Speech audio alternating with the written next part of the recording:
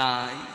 তোমার জ্ঞান প্রচুর, কিন্তু সেই জ্ঞানে জগতের কোনো কল্যাণ হচ্ছে না, তাহলে সেই জ্ঞানেরও মূল্য নাই। জ্ঞান শূন্য কর্ম, কর্মশূন্য জ্ঞান, কোনোটারই মূল্য নাই।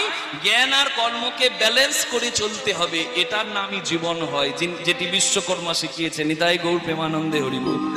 বিশ্ব কল্যাণ যজ্ঞ হচ্ছিল, সেই বিশ্ব কল্যাণ যজ্ঞে বিশ্বকর্মা তিনি এসেছিলেন। বলে যজ্ঞে যদি বলিদান হয়, যজ্ঞে মঙ্গল হয়, আমি আমার বলিদান দেব। চিন্তা করুন, আপনি বড় বড় অস্ত্র দেখুন, সূর্যের অহংকারে সূর্যকে ভেঙে দিয়েছিল বিশ্বকর্মা।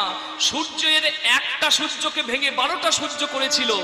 আর সেই সূর্যের শক্তিগুলো থেকে লোহা ভাঙলে যেমন লোহার গুঁড়ো পড়ে, কয়লা ভাঙলে যেমন কয়লার গুঁড়ো পড়ে, সেই সূর্যের শক্তি থেকে বিশ্বকর্মাই নির্মাণ করেছিলেন বিষ্ণুর সুদর্শন চক্র, শিবের ত্রিশূল, ব্রহ্মার শক্তি। চিন্তা করুন, সেই বিশ্বকর্মা পর্যন্ত নিজের বলিদান দিতে যায় বিশ্বের কল্যাণের জন্য।